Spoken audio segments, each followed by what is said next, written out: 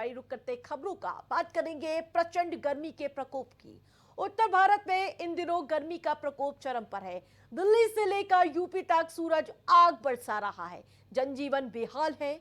और जहां यूपी के बादा में अप्रैल के महीने में ही पारा 47 डिग्री सेल्सियस के पार पहुंच गया है, तो वहीं दिल्ली में पारा 44 डिग्री के पार है। वहीं लू के थपेड़ों ने लोगों को घरों में कैद कर दिया है। ये तस्वीरें देखिए, दिल्ली के इंडिया गेट की है, जहां सूरज की सितम की वजह से आम दिनों के मुकाबले पर्यटकों की संख्या में काफी कमी देखी गई। वहीं गर्मी से बचने के लिए लोग छतरी का सहारा ले रहे हैं, तो 45 डिग्री का टॉर्चर झेलना पड़ रहा है लोगों को, और लोग घरों में कैद होने के लिए मजबूर है। और यही वजह है कि पर्यटकों की संख्या दिल्ली में कम होती हुई नजर आ रही है। समय तो एकदम मतलब सुबह सुबह हम लोग एकदम 4 बजे पहुंचे यहाँ पे। आए सबसे पहले सरयू घाट गए, वहां पे नहाया धोया है ना। फिर उसके बाद दर्शन करने के लिए गए हनुमानगढ़ी। हनुमानगढ़ी के बाद अब हम लोग राम मंदिर दर्शन करने जा रहे हैं। और एकदम मतलब अभी सुबह सुबह का 7 बजे का समय है, जिससे कि मतलब ज्यादा गर्मी भी ना हो, आराम से मतलब हो भी जाए दर्शन भी। बाकी अगर अभी थोड़ी और टाइम होगा तो और गर्मी बढ़ने लगेगी। गर्मी हो ही रही है मतलब काफी ज्यादा, है ना। तो वही इसके बाद हम लोग राम मंदिर दर्शन करेंगे। राम मंदिर के बाद बाकी जो मंदिर है उनके दर्शन करेंगे। गर्मी बचने के लिए सुबह सुबह, हाँ गर्मी, वही गर्मी की वजह से ही सुबह सुबह इतनी जल्दी आना पड़ा था। अगर गर्मी ऐसे अभी अभी 8-9 बजे के बाद तो इतनी तेज हो जाती है, सर पे हो जाता है एकदम सूरज, तो उसमें और दिक्कत होती है घूमने में भी और दर्शन करने में भी भगवान के। मैं अभी सुबह घाट गया था, वहां से फिर हनुमान जी का दर्शन करके मंदिर गया था। बट यहाँ राम जी का दर्शन करने के लिए इतनी गर्मी यहाँ पे है कि मुझे फिर ब्लिंकिट से मैंने पोर्टेबल फैन ऑर्डर कर दिया। अब यहाँ 40 डिग्री का तापमान हो रखा है, तो इसलिए अभी ब्लिंकिट या कोई ऐसा ही उपाय ढूंढना पड़ेगा जहाँ से गर्मी से राहत मिल सकती है शायद। ये मिनी पोर्टेबल फैन है, इससे मतलब थोड़ी देर के लिए राहत पड़ जाएगी, ऐसा इसके लिए है। नॉर्मली पड़ी रही है, तो वही हमने फैसला किया कि सुबह जल्दी आ करके सबसे पहले तो जाएंगे, नहाए धोएंगे और सबसे पहले सारी चीज निपटा करके दर्शन करेंगे सुबह जल्द से जल्द, इससे कि ये जो भीषण गर्मी पड़ रही है उससे बच सके।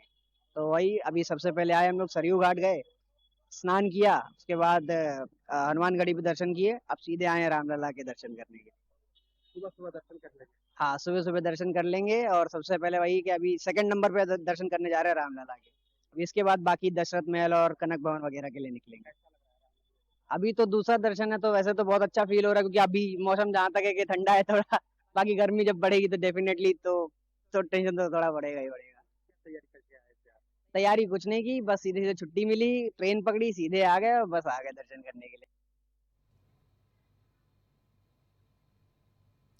तो वही अप्रैल के महीने में सूरज भले ही आग बरसा रहा हो, लेकिन रामलला के भक्तों का उत्साह और आस्था प्रचंड गर्मी पर भारी पड़ती नजर आ रही है।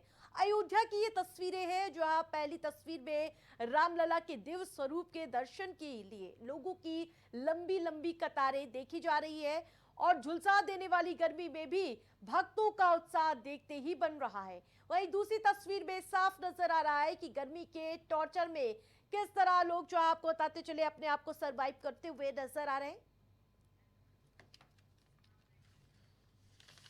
तो हमारे साथ अतुल कुमार सिंह मौसम वैज्ञानिक जुड़ चुके हैं, उनसे जानेंगे कि आखिरकार इस गर्मी से कब राहत मिलने की अनुमान जताए जा रहे हैं। सर, सबसे बड़ा सवाल यह है कि इस बार तो अप्रैल में ही सारे रिकॉर्ड टूट चुके हैं।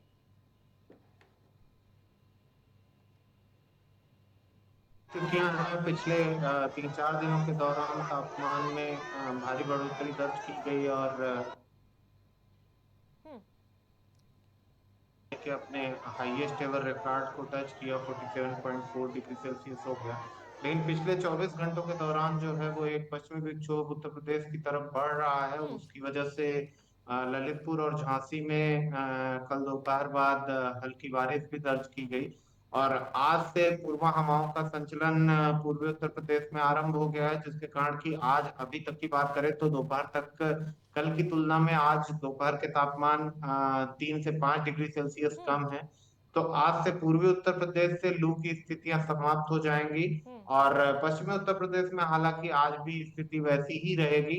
वहां पे कल से राहत मिलने की संभावना है। कुल मिला के आज देर शाम से उत्तर प्रदेश में पश्चिमी विक्षोभ का प्रभाव पहुंचने और इसकी पूर्व हवाओं के साथ प्रतिक्रिया के फलस्वरूप बारिश का दौर पश्चिमी उत्तर प्रदेश से शुरू होगा और वो कल तक पूर्वी उत्तर प्रदेश में पहुंच जाएगा। और आने वाले दिनों में इस प्रतिक्रिया में वृद्धि के कारण बारिश की हाँ। तीव्रता और उसके स्पेशियल कवरेज दोनों में बढ़ोतरी होगी। और इस बढ़ोतरी के साथ ही जो हीट वेव की स्थिति है वो पूरी रूप से समाप्त हो जाएगी कल के बाद, कल से ही, इनफैक्ट 28 से ही। और तापमान में 3 से 5 डिग्री सेल्सियस की गिरावट आने की संभावना है। इसके साथ ही हम्म। 28 अप्रैल से आगामी 1 मई तक जो है वो प्रदेश भर में जिस समय वर्षा की सिचुएशन बनेगी, बादलों की आवाजाही बनी रहेगी तथा बारिश के समय 40 से 50 किलोमीटर प्रति घंटा की रफ्तार से तेज झोंकेदार हवाएं चल सकती हैं। हम्म। ज्यादातर जगहों पे बारिश की मात्रा हल्की ही रहेगी, लेकिन कुछ स्थानों पर विशेष रूप से तराई इलाकों में मध्यम वर्षा भी हो सकती है। और बिल्कुल है। लेकिन इसमें बड़ा चूंकि सवाल है कि आखिरकार हीट मैप में लाल क्यों होता जा रहा है इंडिया वाला हिस्सा?